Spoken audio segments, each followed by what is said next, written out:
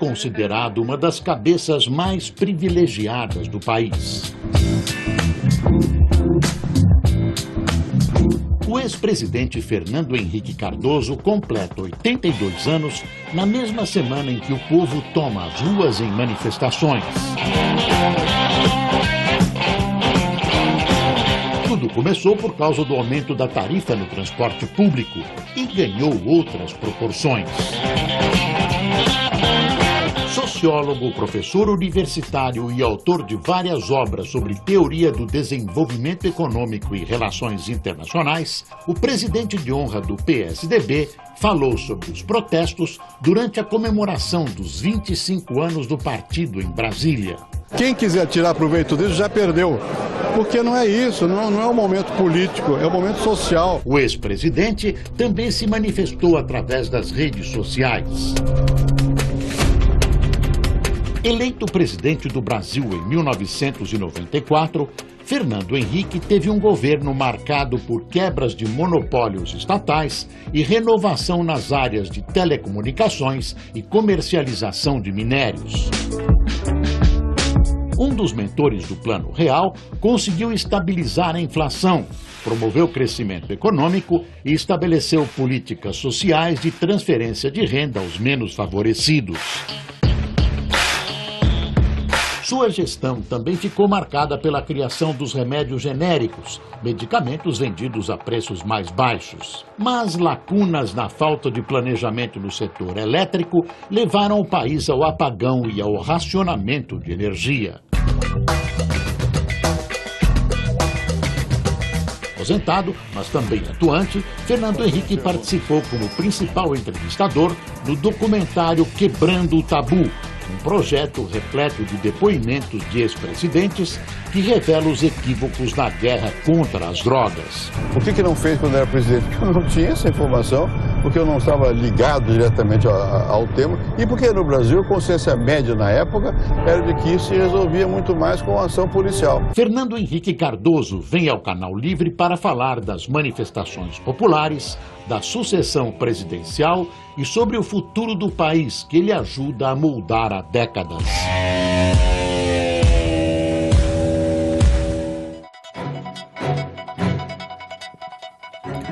Boa noite. E para entrevistar o ex-presidente Fernando Henrique Cardoso, estão aqui comigo na bancada os jornalistas Fernando Mitre e Fernando Gabeira. Presidente Fernando Henrique, boa noite, prazer em recebê-lo no Canal Livre. A pergunta que todos fazemos: para onde vamos em face dessas manifestações? Bom, eu não sou adivinho, não posso dizer exatamente para onde vamos. Mas eu acho que isso abre um momento novo para o Brasil. Por quê? Porque havia a presunção de que a apatia era generalizada, que havia um bem-estar, que não sei o que lá, que a transferência de renda, isso, que aquilo. E nós estamos vendo que não é bem assim. Que há novas necessidades, novas aspirações e, sobretudo, um sentimento de descolamento entre a vida e a política. Uma reivindicação de que cada um, você quer dizer o que pensa, o que quer, vai para a rua. Talvez seja uma experiência que cada geração tenha que passar, né, de saber que tem a possibilidade de se expressar fora de qualquer norma. Isso assusta muita gente. É preciso entender em mais profundidade. É claro que nesse momento é mais fácil ser analista do que ser líder político, né? Uhum. Mas eu tenho experiência de outras situações. Aqui não sou eu o único a ter experiência de outras situações. E eu me lembro muito bem que eu estava em Paris em 68, em maio de 68, eu era professor na Universidade de Paris, em Nanterre, que foi o foco da chamada Revolução de Maio, que foi um movimento desse tipo, com algumas diferenças, né? Porque nós não tínhamos ainda o que se tem hoje, essas novas tecnologias que fazem com que haja um contato imediato, direto, e que, de alguma maneira, dispensam, pelo menos no primeiro momento, liderança.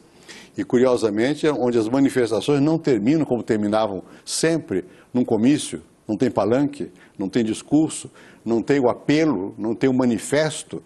Então, realmente, há muita similitude, mas há diferenças também. Vivemos um outro momento da história das sociedades contemporâneas, né? Para onde é que nós vamos? Vai depender de qual vai ser a reação da sociedade em geral, do governo em particular, vai depender de qual vai ser a capacidade de continuação de um movimento dessa natureza, que a tendência normal é de que não tenha uma duração muito ampla. Como há muitas reivindicações simultâneas, depende um pouco da consistência. Agora, esses movimentos transformam as sociedades, mesmo quando de imediato a gente não perceba, transformam as sociedades. Eu vivi intensamente lá o movimento de Maio na França, né? E que era um momento em que a França, se me permite, os meus companheiros aqui, para me alongar um pouquinho, né? A França naquele momento vivia uma boa época. O presidente era o de Gaulle. Se dizia que ele era, a diferença entre ele e Luís XIV, que era o Rei Sol, é que o Luís XIV não podia andar nas ruas, que era vaiado, e o de Gaulle não. E eu me lembro muito bem, numa conversa com o Celso Furtado, o Luciano Martins, o Valdir Pires, que foi ministro mais tarde aqui do Brasil também, e que tinha chegado lá o Paulo de Tarso, que tinha sido governador de Brasília e ministro da Educação. Nós morávamos na França, o Paulo conhecia menos e perguntou: o que vai acontecer aqui? Qual foi a resposta? Nada. Porque aqui o grau de racionalidade é muito grande, os sindicatos estão discutindo o aumento de salário, mas eles têm pesquisa de custo de vida, o governo também tem, não vai acontecer nada. Aconteceu. Aconteceu porque deu o que eu chamei, depois disso, escrevi até um ensaio sobre isso, a mudança pelo curto-circuito.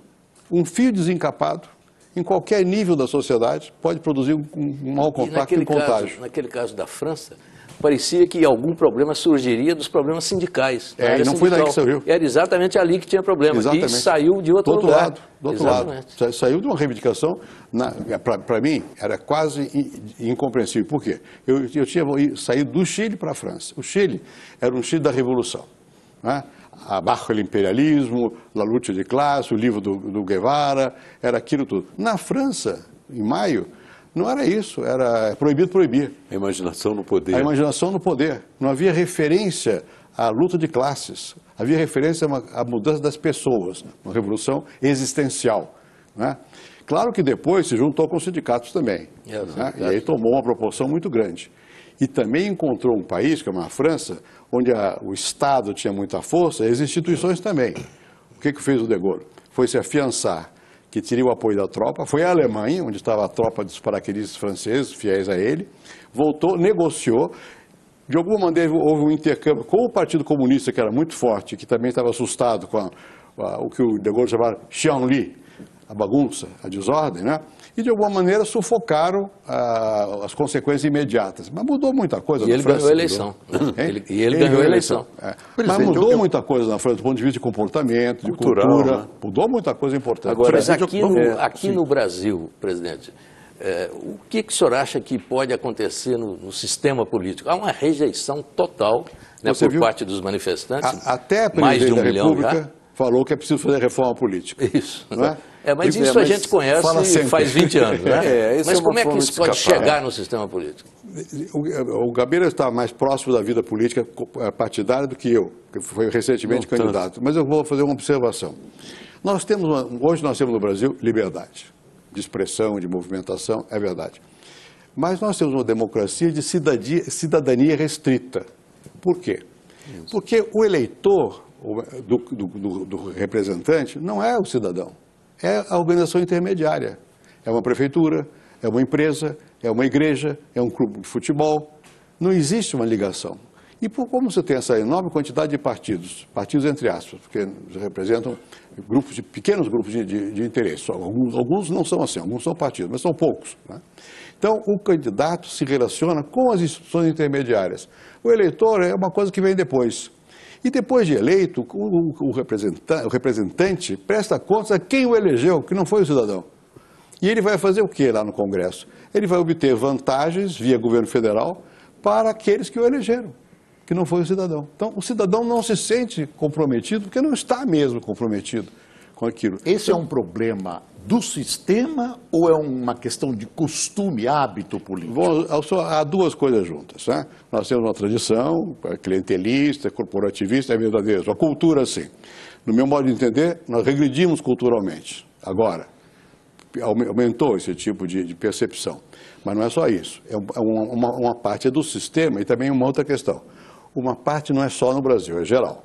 Existe, em geral, no mundo, uma desconfiança isso que eu queria colocar das instituições. Porque o Manuel Castells, que é seu amigo, veio aqui, falou agora no Instituto, lá em Porto Alegre, ele afirma que há no mundo inteiro uma insatisfação com a democracia. Grande parte dos cidadãos não se sentem representados pela democracia. Então está se buscando alguma forma, na sua cabeça, alguma forma de aprofundar, não esquecendo um pouco essa questão do clientelismo local, mas do ponto de vista universal. Nós temos algum caminho para a democracia novo? Vamos ver. O Castells, que realmente foi meu companheiro em Nanterre, eu conheço desde lá, somos muito amigos. E o Castells recentemente publicou um livro, eu até fiz um resumo desse livro, nos artigos que eu escrevo a cada primeiro domingo do mês, foi publicado recentemente, há um mês ou dois, em que ele discute o que aconteceu nesses últimos movimentos. Occupy nos Estados Unidos, redes de indignação e esperança, chamam de isso. Bom, redes de indignação e esperança. Bom, ele, na verdade, tem uma esperança em que essas redes possam elas próprias mudar a sociedade, mais do que qualquer coisa. Um outro conhecido meu, que se chama Moisés Naim, escreveu um outro livro recentemente também. Que escreve eu também fiz um resumo desse. Ele é venezuelano, né? Ele é venezuelano, mas mora nos Estados Unidos, ele era diretor da Foreign Policy. Né? Bom, onde ele diz o seguinte, olha, esses movimentos têm um problema, é que eles terminam no quê, se eles não se institucionalizam? Então, diz o Moisés Naim, é preciso que haja mudança institucional, para que essa mudança institucional permita um engajamento maior. Bom, mas não se conseguiu até hoje. Né? Porque também é difícil, os movimentos têm uma grande emoção, mas para passar para a solução precisa das mediações. Mediações que não existem. E em certas circunstâncias eles funcionam efetivamente. Quer dizer, vamos voltar já ao caso do Brasil. Mas o que acontece, por exemplo, na Itália? A Itália tem uma reação muito grande e até se politiza. Criaram um movimento e tal, um partido que teve uma votação expressiva como resultado dessa movimentação. Na Espanha, o que acontece? Uma descrença nos partidos, nos dois polares, os socialistas e os populares, né? E não aconteceu nada de mais novo. Na Líbia, mudou. Na Tunísia, mudou. Né? Realmente caiu o governo. Em certas situações, você consegue que esses movimentos tenham força para derrubar a instituição, mas em seguida, o que se põe no lugar? Na Islândia se conseguiu. Na Islândia se conseguiu. Uma Constituição nova. Nova Constituição. A Islândia mudou muito, uma Constituição nova, mas a Islândia é um pequeno país. 360 mil. Agora, o que não quer dizer que não haja necessidade de uma mudança, mas não é essa mudança que todo mundo fala, que é pouca. A população quer mais.